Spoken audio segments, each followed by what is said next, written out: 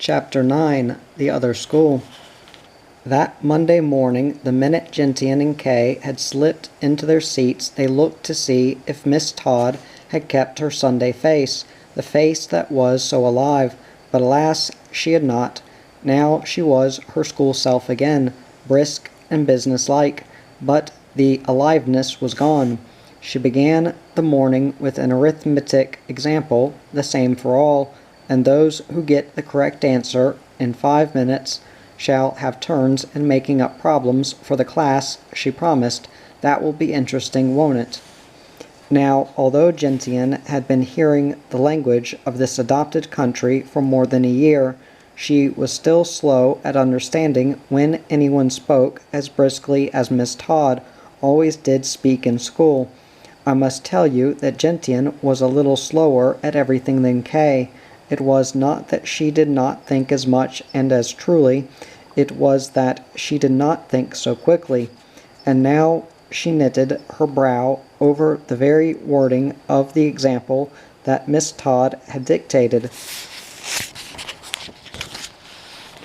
How was she ever to begin figuring until she remembered the meanings of the words? She looked up at the clock with its moving hands. Her cheeks began to get hot.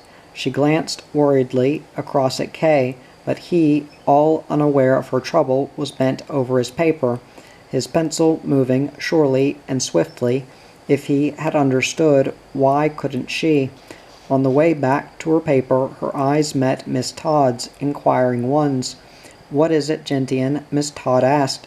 "If you have your answer already, please bring it to me." Miss Todd must have known there had not been time for Gentian to do the problem, especially with her eyes wandering around the room. Gentian shook her head.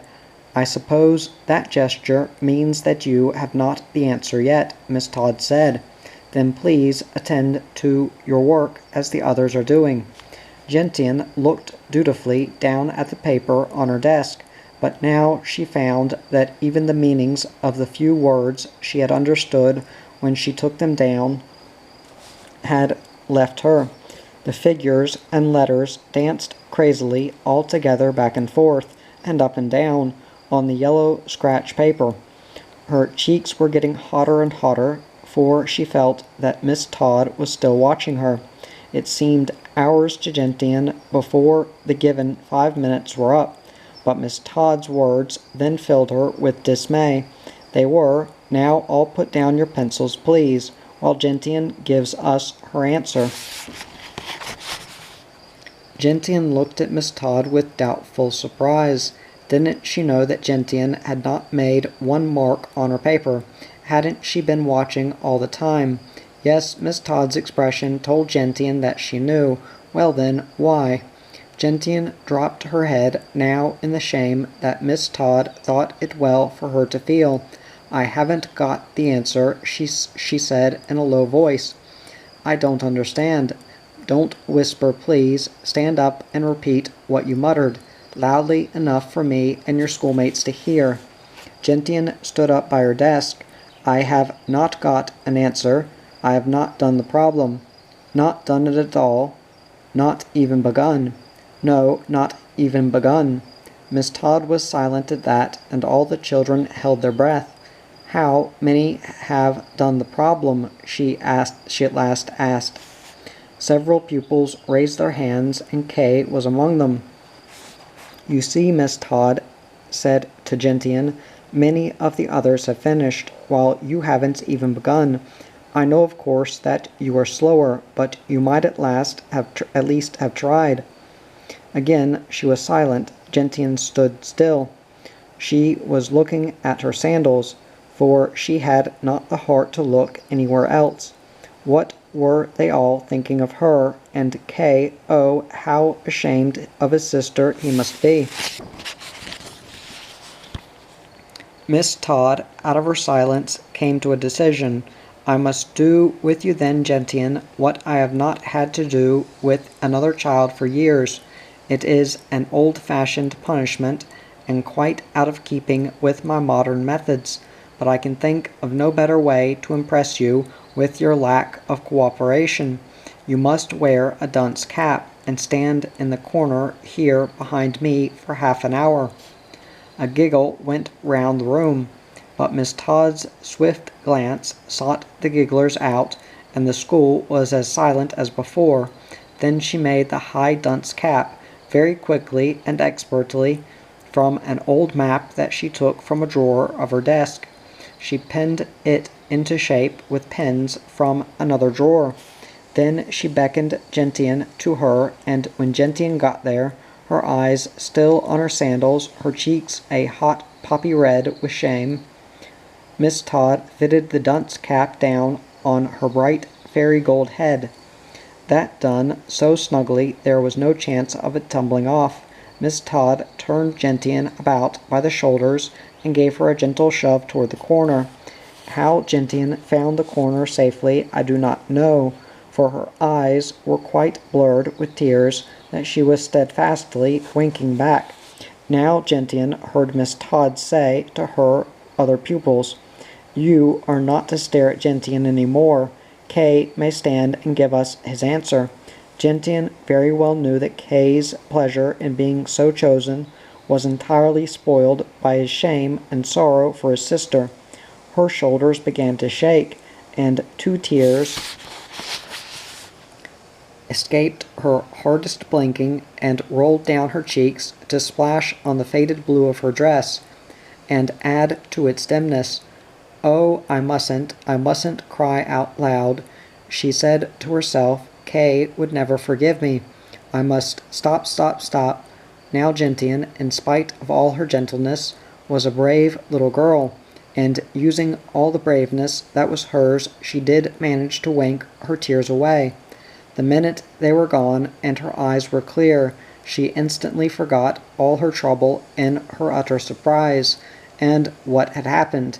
She was not looking at the corner of the schoolroom at all. No, she was standing just inside another school, and facing it. She knew at once by the clear crystal light that she had got through her own crystal tears somehow to a school in the clear land, the school that hung in the air above her everyday school. Why, of course, the school must have its other school too, just as the shoe store had its other shoe store. The artist mansion and its other mansion rising into the clouds, and the village church its other church.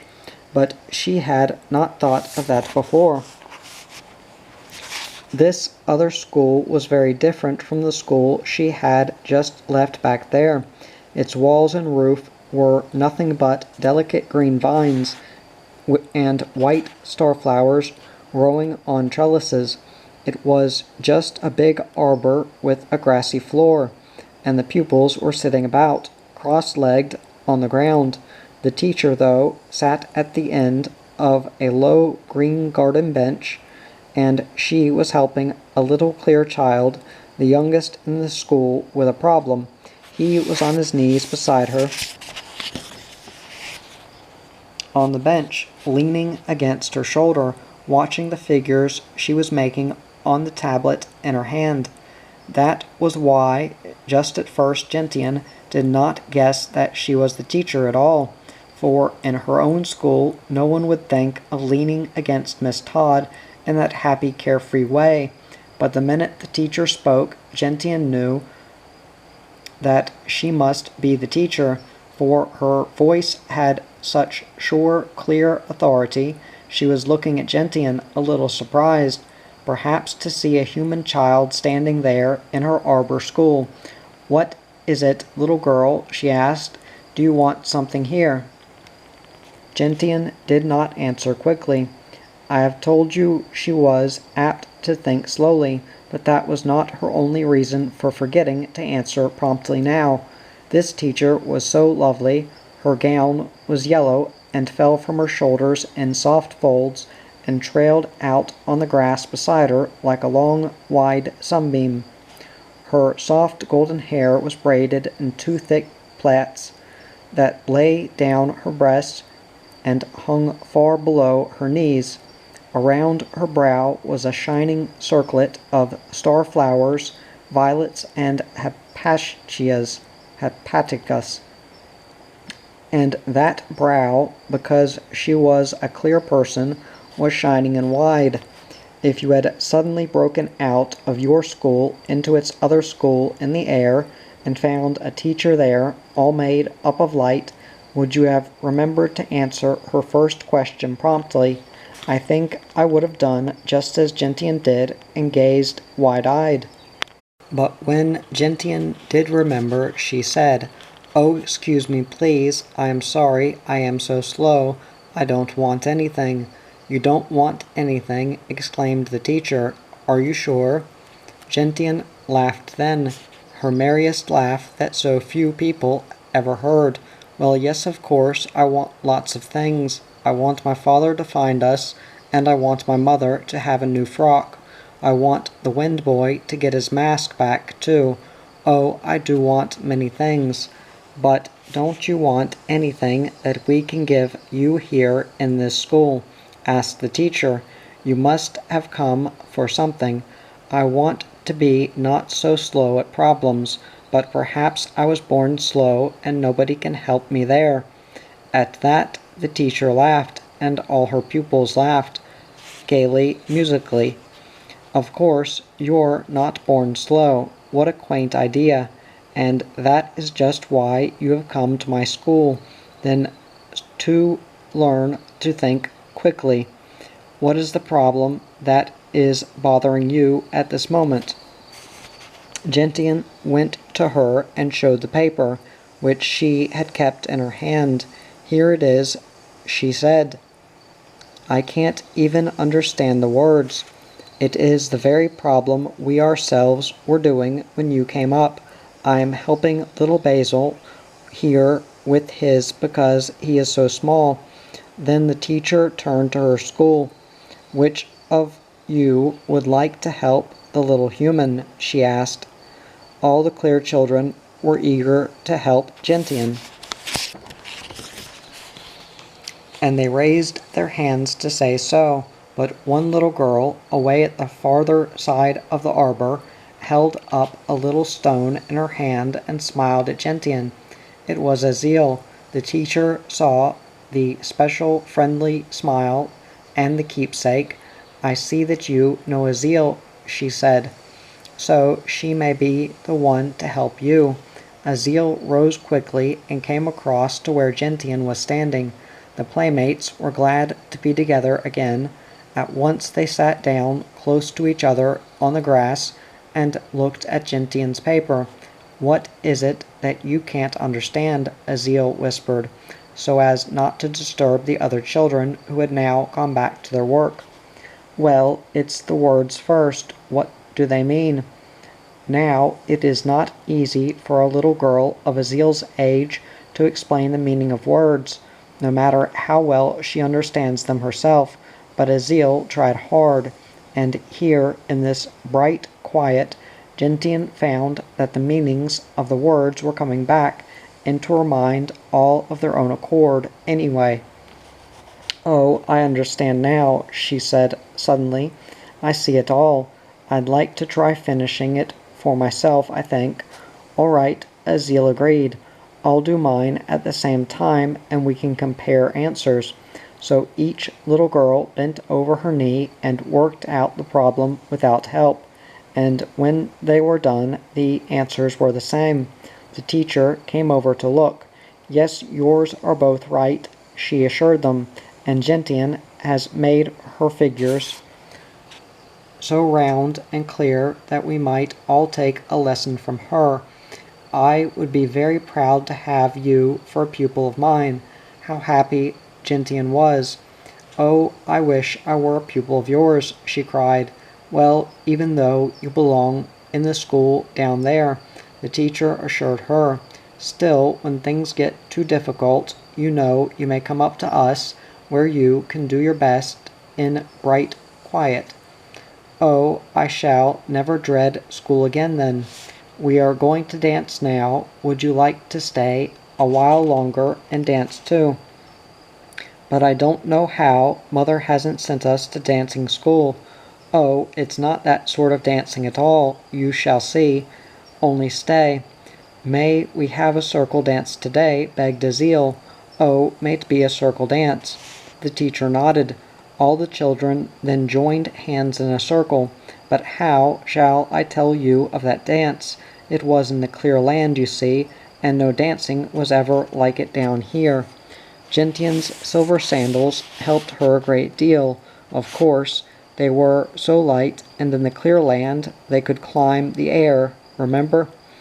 In a circle, and to the music of the leaves on the vine and of a splashing fountain not far off, the children started dancing.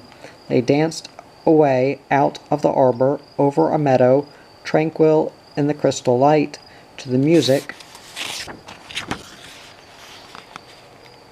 of a stream that ran through it, then into a wood, and there to the music of bird songs, over a hill to the music of the light spring wind in the long grass, and then up into the blue air to the music of their own happiness. Those who were not wearing silver sandals were drawn along and up by those who were, and I think those dancers felt as the wind feels in the spring time when it moves across a cherry orchard all in blossom. At last, still in a circle, they came into the arbor again and dropped to rest on the grass. The teacher was waiting there. She took Gentian's hand and bending down to her said, "Your half-hour is up, little human. Miss Todd wants you back. Here is your cap, the dunce cap, which Gentian had forgotten at once on coming into this other school, had fallen off just as she danced out of the arbor." The teacher was putting it back on her fairy gold head now, but smiling so beautifully right down into her eyes as she did it that Gentian did not mind the cap a bit. Then the teacher turned her round and gave her a gentle push toward the corner of her own schoolroom. And it was well that the dunce cap had been put back, for at that instant Gentian felt another hand on her shoulder, a hand that turned her around. Her eyes were seeing sunlight again, and the four walls of her own schoolroom. It was Miss Todd's hand now on her shoulder. The arbor, the clear children, the other teacher, where were they? They were there, of course, still. It was only that Gentian was seeing in sunlight now, not in that other crystal clear light. "Well, Gentian," Miss Todd was saying, "you may take your seat, and next time perhaps you will remember at least to start a problem when I—" But Miss Todd forgot what she had meant to say in amazement at Gentian's happy smiling face. Never had she seen a child's face sunnier in all her years of teaching. She had not expected this, of course, from a little girl who had been standing with her face in a corner and a dunce cap on her head for half an hour. And Gentian's schoolmates were as amazed as Miss Todd was, for there was no understanding it. But Gentian did not notice their surprise. She was too full of her experience. She looked up at Miss Todd, though, and said, "I have found out how to do the example. I couldn't do it before because I didn't remember what the words meant, but now I have remembered." "That is well," said Miss Todd a little doubtfully. "Then you may do it now on the board for the class, explaining it as you do." And Gentian did take a piece of chalk and work the problem. She remembered what the other teacher had said about her beautifully formed figures, and now she tried to make these even rounder and clearer than they had been up there. She did the figuring quickly and explained it well, and Miss Todd, who was suddenly truly sorry that she had made Gentian wear the dunce cap, said, "Very well. Very well done, indeed, but you should have told me, Gentian, that you didn't understand the wording of the problem. I would gladly have helped you." Then came recess, and Kay quickly sought his sister out. Standing so that their schoolmates might not see, he squeezed her hand. "Don't you care, Gentian dear," he whispered. "If anybody laughs about the dunce cap, or even says a word, well, they'd better not try, that's all." Kay's other hand was clenched and his mouth set. "Thanks, Kay," his sister whispered back, squeezing his hand in turn. but I didn't mind a bit, not after the first. I'll tell you all about it going home. And oh, please don't fight about me, Kay, no matter what they do. You know how Mother hates your fighting." But Kay had no need to fight, for there was not a single jeer, and no one cried, "Oh, see the dunce!" Who would be tempted to mock the happy, confident little girl Gentian had become? Instead, one little girl called Tag as she ran by at that minute, touching Gentian lightly on the shoulder, and Gentian whirled away in a noisy game of tag with all the children. But she was not it for long, as you must know, for she could run like the wind. Chapter 10. The Secret Door. That night the family in the little brown house finished their supper before it was time to light the lamps. The world was just turning violet and the sky dimming. "We are through early tonight," Dietrich said. "I shall have a long evening for the wind boy. I am going to break him all up and begin quite over, for I shall never be satisfied with him as he is." The children were sorry that their mother was going to destroy the statuette. It was so almost like the wind boy, they knew, that they had become more attached to it than to anything their mother had ever made before. "But if I do him better," Dietrich said, "you will be glad then." "Be sure you keep him the wind boy, though," Kay begged. "He is like that, you know, only more so."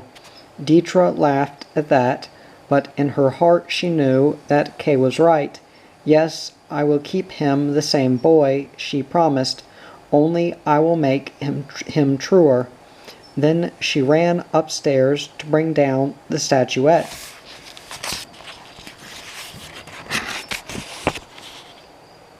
The children were still at the table, although they had finished their supper. "Outdoors is getting into purple now," Gentian said. "It's like the wind boy's eyes. Let's go out and see if he's in the cherry tree yet." Nan told them that he watched for the masker there at twilight. "All right, let's." But at that minute came the scratching and rustling at the window that the children remembered. Quickly they turned their faces. Yes, there in the open window showed the mask. The horrid pointed ears, the horrid grin froze their hearts, as always before when they had seen them. They stood staring. Would it jump over the sill and rush toward them in the room? It looked as though it might. It was staring straight back at them. Then suddenly Nan opened the door from the kitchen. She was coming in to clear the table. The masker saw the opening door and dropped down out of sight. They heard its feet racing away right across Kay's own garden plots. Kay forgot his terror at that. He sprang up and was away out of the door after the masker. Gentian stayed behind only the briefest instant, screwing up her courage, and then she dashed away. Nan, looking after them, smiled, for she had no fear that harm would come to them. Kay reached the door just in time to glimpse the blue cloak of the masker whisking away through the hole in the lilac hedge. Mother, of course, did not want the children to go into the artist's garden, but Kay very well knew that this would make a difference. She would be only too proud of him should he catch the masker and capture the mask, no matter where he went to do it.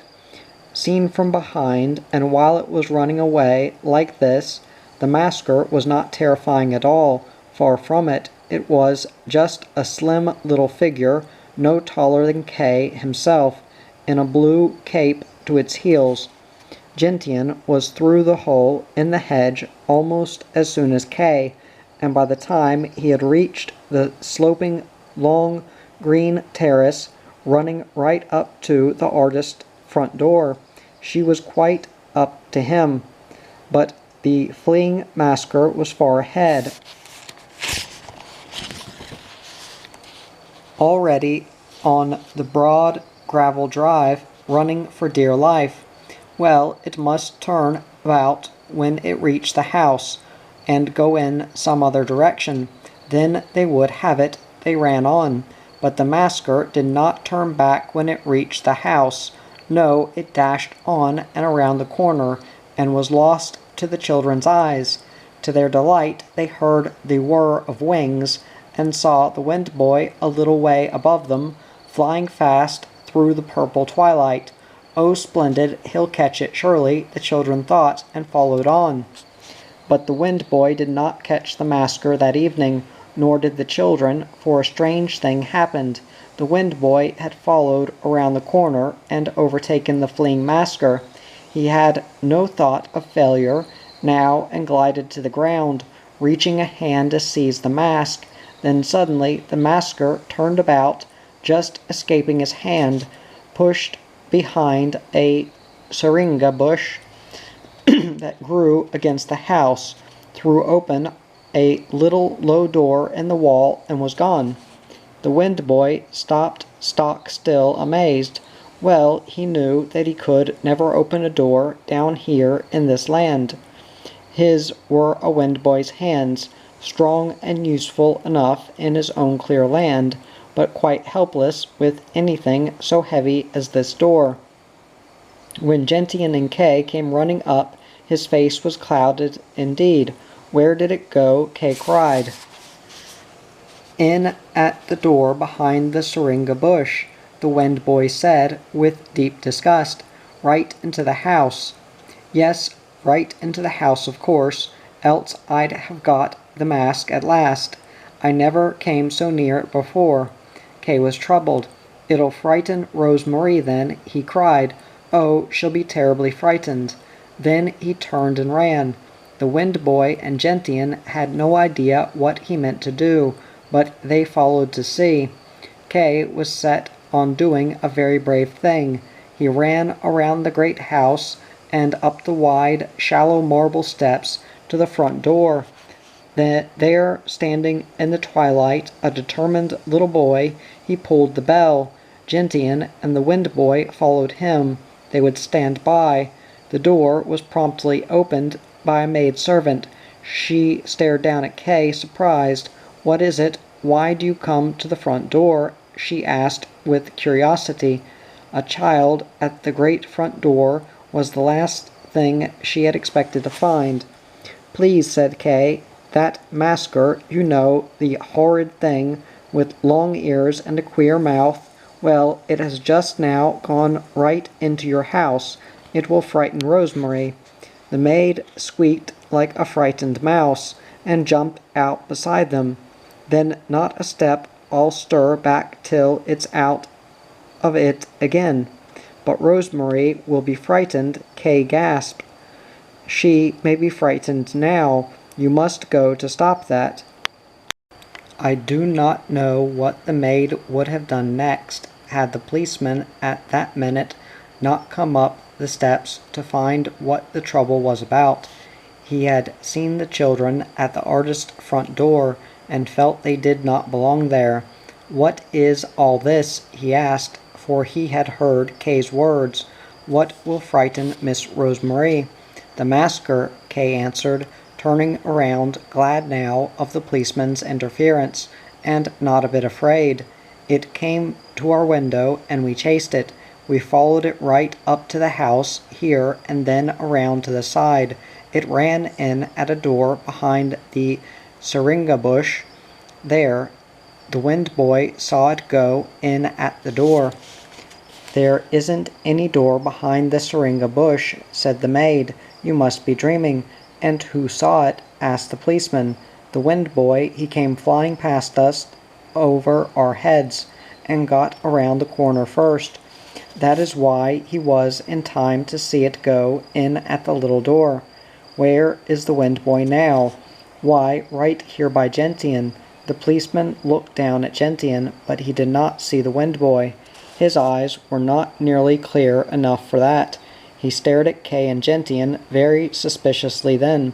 "Come, show us that door," he said gruffly. "There just isn't any door there at all, so why bother?" snapped the maid. She had begun to get over her fright and to think the children impudent and mischievous. The policeman thought them impudent and mischievous too, but he remembered Nan and the way he had looked through her eyes to the mountains. He hesitated. "I'll give them every chance," he thought then. "That girl certainly thinks they are all right, but nevertheless there is something very queer about all this." Out loud he said, "Come, anyway, and we'll make certain about the door." But Kay cried, "Rosemarie, what about her? Aren't you going to see that she's not frightened?" "You're right," said the policeman then. "If by any chance the masker did get into the house, she may very well be frightened. Better go in, Betta was the maid's name, and see that the little girl is safe." "No, indeed, I'll not go a step," said Betta, frightened again now that she thought the policeman was taking the children's story seriously. "What, you afraid of the masker too? Then I'll have to go with you, and you children don't move a step from here until we get back. I mean to get to the bottom of this. Indeed, it's more my duty than ordinary, since the artist is away." The great door closed, and the children waited. They had no temptation to go away. They were only too eager to stay and learn whether the masker was caught. The Wind Boy was on tiptoes with excitement. The three sat down on the lowest marble step until the great door should open again.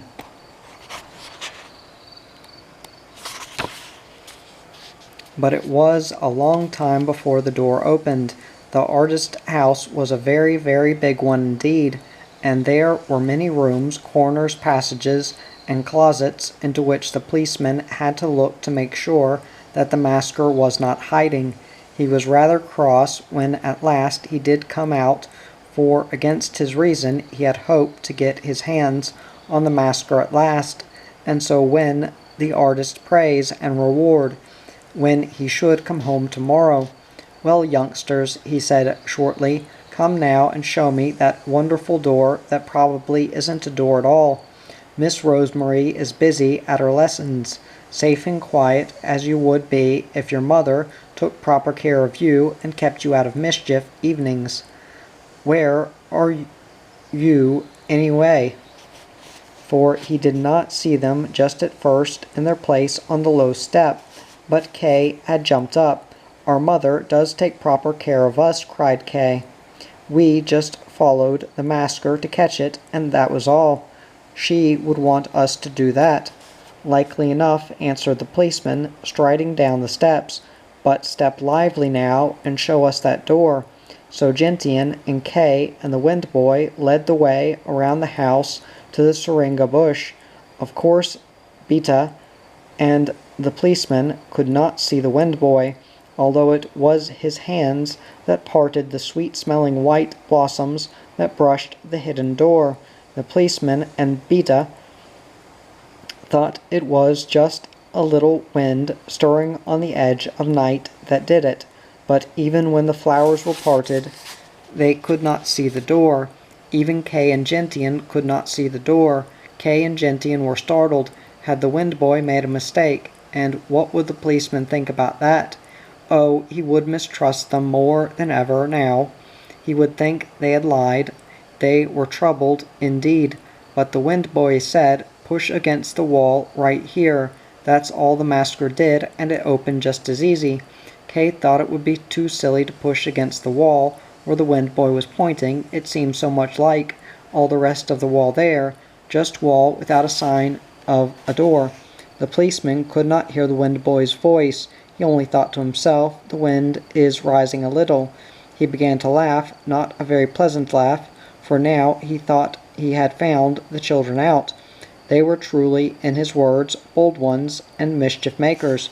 But Gentian stepped forward and did as the Wind Boy said. He pushed against the blank wall with all her strength, and the next she knew she was lying flat on her face in a very dark place. There had been no need to push so hard, for the door opened at a touch. But she was not hurt a bit. Up she jumped and stood alone in the pitch dark, for the door had swung to behind her now. But now that those outside knew there was a door, they pushed it open again and let her out. "Well, I never," Beta gasped, poking her head in at the door that was now held open by the policeman. "I never heard of such a thing at all. And who'd ever guess it? Why, there's just nothing to show." The policeman was as surprised as Beta. "It's a secret door," he said. "That's what it is. We'll have to see where it leads." "Why, it's just the coat closet under the back stairs," Beta exclaimed, craning her neck. "A body coming in could run right up the back stairs and be seen by nobody." "Well then, I shall just have to ask the artist when he returns whether he knows about this door," the policeman said importantly. "And you, Beta, please say nothing about it." "But my master won't be back until tomorrow," Beta cried. "Until then, am I to sleep in a house with a secret door, and not even a key in it, and say nothing to nobody?" "Yes, that is just what you are to do, and you children, you too, say nothing." The children nodded. It was very exciting and surely very important to be sharing a secret with the policeman. But at that minute, Gentian K. "Time to come in, Gentian K." Nan was standing in the doorway of the little brown house calling. "So they are looking out for you after all," said the policeman, but not gruffly now. "I'm glad to know it, but I might have trusted that girl to have an eye out for you, anyway. She'd know where you were." He meant Nan. In all his life he was never to forget her. And the far-off mountains he had seen through the clear eyes. "Are you coming with us, Wind Boy?" "Do," whispered Gentian. But the Wind Boy shook his head. "No," he said, "I'm going to stay around by this door to make sure the masker doesn't come out."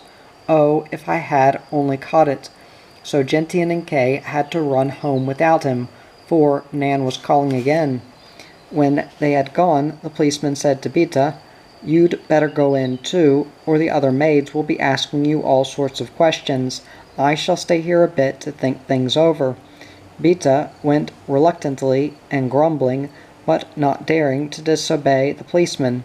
Then the policeman sat down in front of the syringa bush to do his thinking of things over at ease. But his eyes were alert and keen enough as they rested on the hidden door, in spite of all his puzzling thoughts.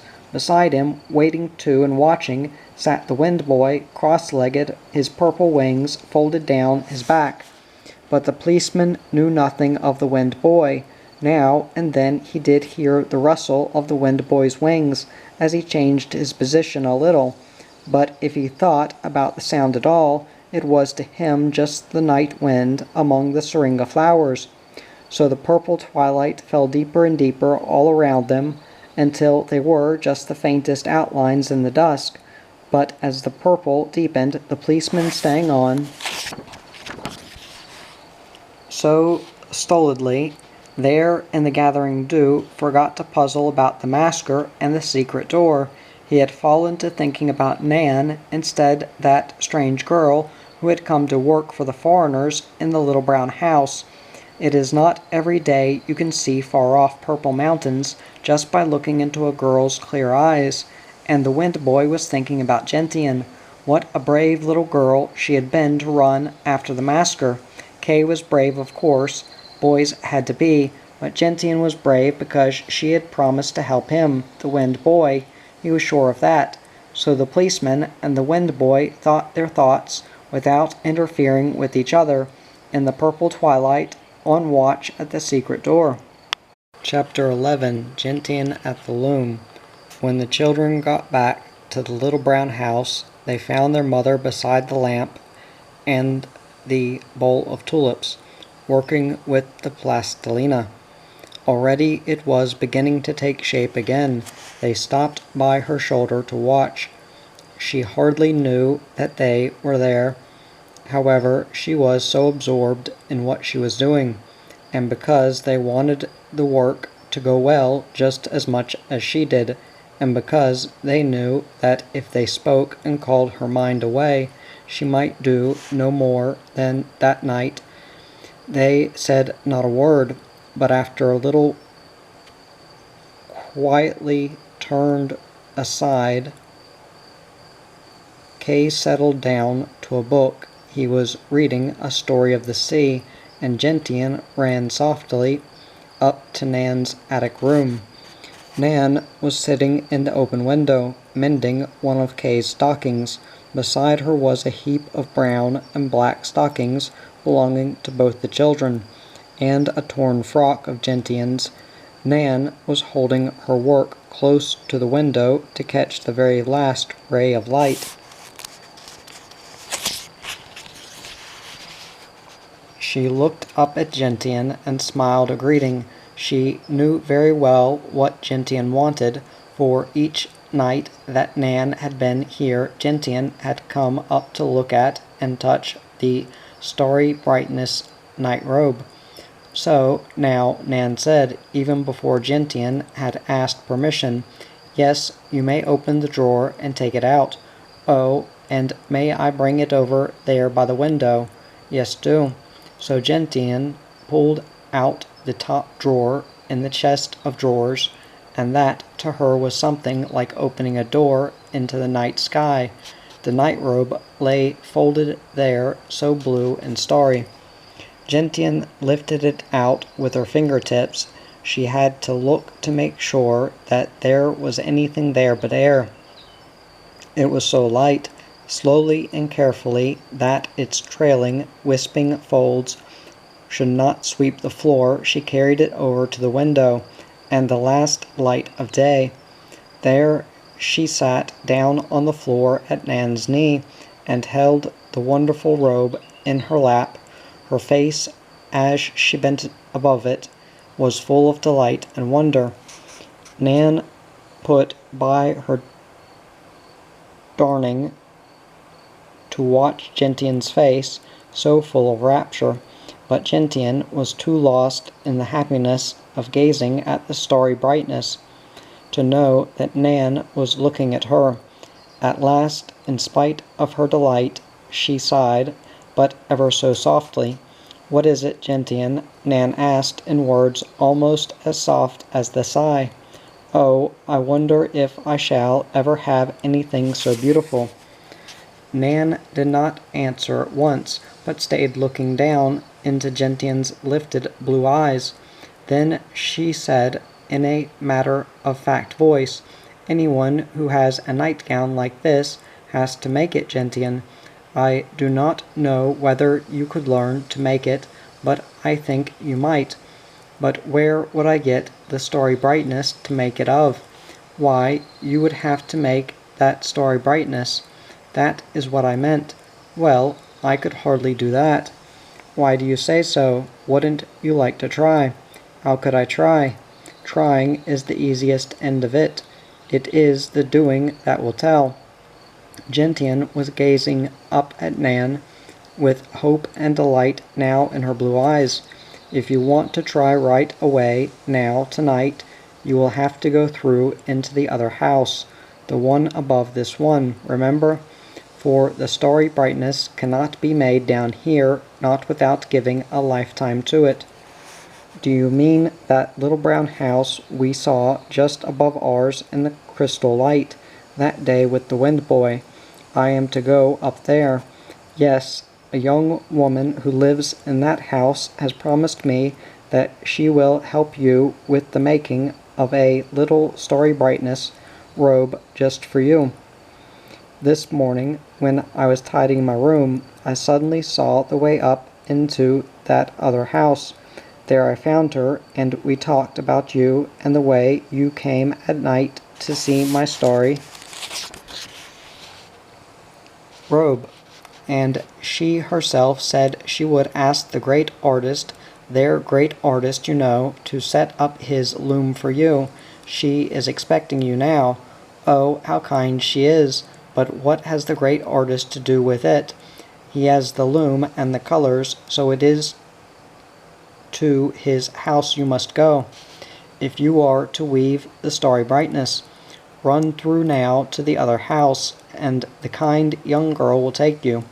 Gentian sprang up and ran to put Nan's nightrobe back in the drawer. Then she looked all about the little attic room eagerly, expectantly, but slowly her eager face grew blank. "Oh, where can I go through?" she cried. "See, Nan, it is all just a hard old plaster wall. You'll have to get very still, and then remember what the wind boy showed us when he pointed. That is all." So Gentian grew very still. She even shut her eyes, and she remembered hard. "Are you through?" Nan asked after a minute. "Why, no," said Gentian when she had opened her eyes and glanced about at the attic room. "Very dim now in the dusk. Can't you see I'm still here?" "Well, I'm through," Nan laughed, "and I couldn't know whether you were too without asking, could I?" "You're through to the other house, yes, but that can't be. You are here with me. I'm through at the same time, and I do wish you would hurry and come too, for I must get back to those stockings. There are so many, and Kay needs his for school tomorrow."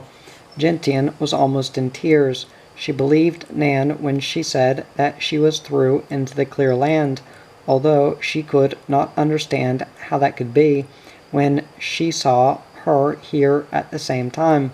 But there was something in Nan's voice and in her eyes that made everyone who listened to her and looked at her believe her, no matter how strange a thing she said.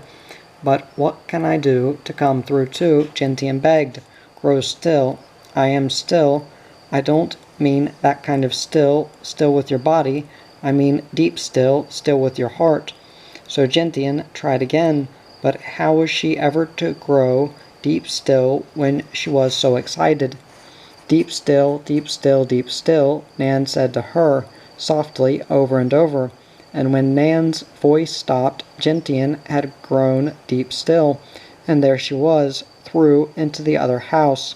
She was standing with Nan in an attic room, very like Nan's own, only even at first glance you would have known it, if you had have known it was a room in the clear land, for the light was clearest, serenest crystal, and though it was almost night here, as in the land below, there was no darkness in this twilight. The purple dusk was bathed in crystal. "I can't stay with you because of the stockings," Nan said, "but if you run down the stairs you will find that kind young girl waiting for you somewhere, I'm sure. I told her you would come, you know." "Oh, please do stay," Gentian begged. When she had gone up into the clear land with Kay and the wind boy, she had felt no strangeness, and when she had got through to the other school, she had not felt strange either. But here in the clear land's dusk, in its purple shadows, even if they were crystal shadows, in this empty attic room, she did feel strange and alone. "Please stay," she begged. Nan shook her head. "No, I must go back, but run along down, dear, and bring back with you, if you can, a starry brightness night robe."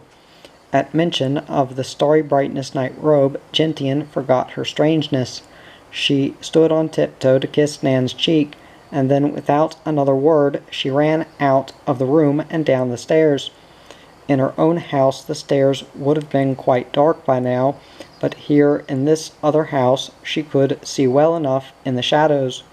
She went rather shyly through the hall downstairs to the sitting-room door, for after all this house that she had entered from the top was not her own, and she had not even knocked. But the sitting-room was empty. How like and how unlike their own. There was the big bowl of tulips on a little low table against the wall, only the curtains were golden, not brown. For a minute she thought that she must be dreaming, or that she was still in her own house after all. But as she stood there alone for a minute, the crystal light and a sweet stillness over everything made her know that she was indeed in the clear land. But where was the friendly young girl Nan had promised would be waiting? The strangeness had come back to Gentian's heart as she stood alone in this other room. She turned and very softly, lonelily, went out into the hall and to the door. There on the doorstep in the crystal lonely twilight sat a girl about Nan's age, a girl with a clear, quiet face. Twilight was in her eyes and in her hair, and she was wrapped about in a twilight cloak. Gentian never learned her name, but then and always after she called her the Twilight Girl. "I was waiting for you," said the Twilight Girl. "Nan was sure you would want to come. I have told the artist, and he has set up the colors and left the room ready." Gentian clapped her hands. "Thank you, oh thank you, if I can only make a starry brightness night robe like Nan's." "Come then," the Twilight Girl said, rising and taking Gentian by the hand. They went out at the little swinging gate down the street and turned in at the Artist Drive. Looking up at the mansion, Gentian saw how it was very like their own artist mansion, except that it was whiter and more shining, and its towers and arches were lost in the sky. Up the wide, shallow marble steps they went, and in at the great front door, which was standing wide open. The Twilight Girl had not bothered to ring the bell, nor did she look around for any one. She led Gentian in as though the house were hers, and up the stairway.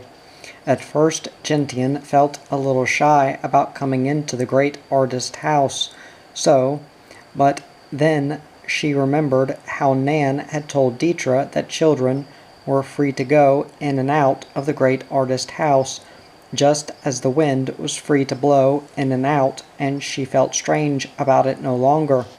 Up and up and up they went, flight after flight of wide stairs, and at the top of each flight, through winding passages. If Gentian had climbed so many stairs down in the world, her legs would surely have begun to ache, but here her sandals were silver, remember, and it was rather like climbing blue air. Indeed, the stairs were blue, and may very well have been air.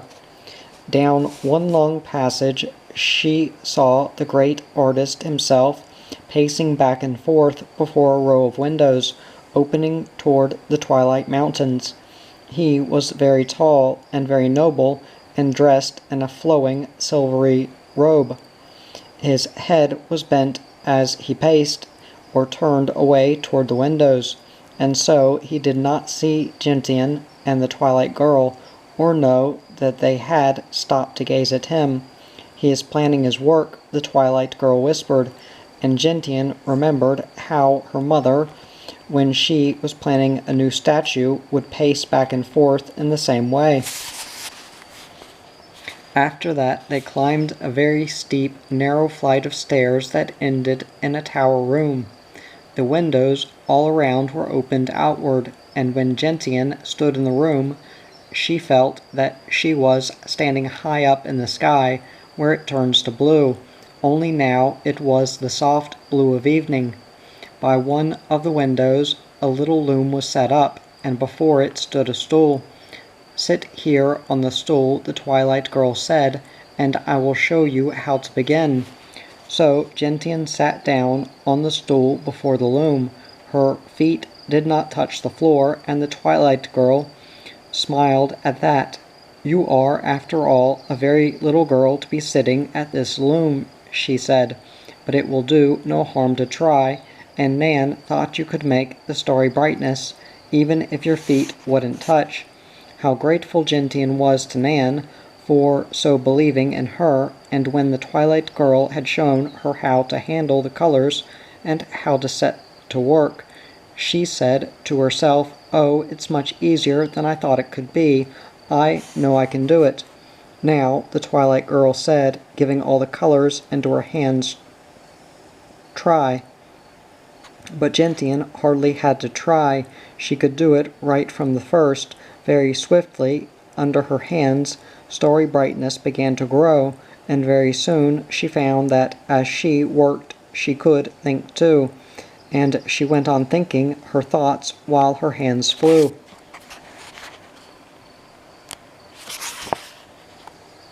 She thought, "Oh, this is going to be beautiful to wear at night when no one sees me.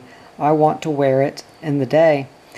When my classmates down there see me coming in something so beautiful and strange, they will not laugh at me any more. They will stop talking about my being so queer and a foreigner. They will wish they had a starry brightness and talk only about that." But as Gentian thought these thoughts, the threads had grown tangled and more tangled until now they ended in a snarl, and the starry brightness was losing its starriness under her fingers. "What are you doing?" wondered the Twilight Girl, bending above her. "What are you thinking of to let the stars go?" Then Gentian told her what she was thinking of. The Twilight Girl shook her head. "That was it," she said, her smile a little sad. "Of course you can't weave the starry robe with those thoughts. Starry brightness is not to make you proud before others with. It is just for yourself. You can't make it except just for yourself." "Do you mean that my thoughts spoil it?" asked Gentian, surprised. "Of course," answered the Twilight Girl. "You must give up wanting anybody to see your robe, and then you may be able to untangle the threads perhaps." So Gentian gave up the thought, and the threads almost untangled themselves in her fingers. Again the weaving went on, swiftly and smoothly, and soon it was going so easily that Gentian began to think her thoughts again. As it grew in beauty and starriness, she thought, "Oh, I want Mother to have one. Darling Mother, who works so hard and has no pretty clothes. How happy such a beautiful starry robe would make her. I would rather she had it than I."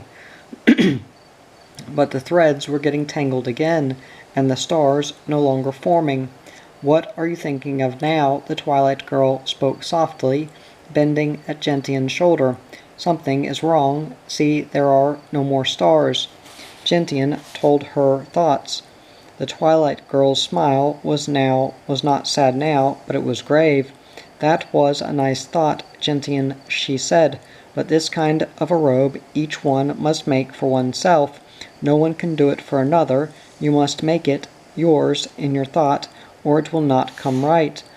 That saddened Gentian for a minute. Where was the happiness in doing it just for yourself, if you couldn't do it for someone else too? But after a minute her doubt about the happiness of it passed, and she tried again.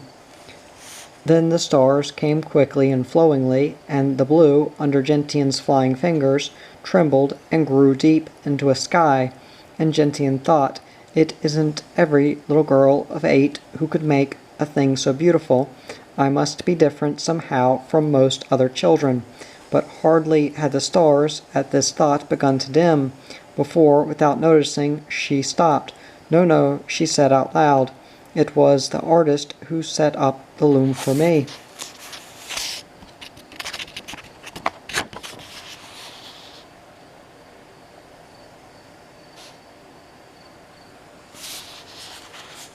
"And gave me the colors. I must be grateful to the artist. He could do it for any little girl he wanted to." And the Twilight Girl, who had reached a hand to stop Gentian, drew it back now, a light of gladness in her eyes. After that the starry robe grew and grew. Sometimes, with her thoughts, the threads would go wrong again and begin to tangle, but then Gentian would rest a minute and get deep still.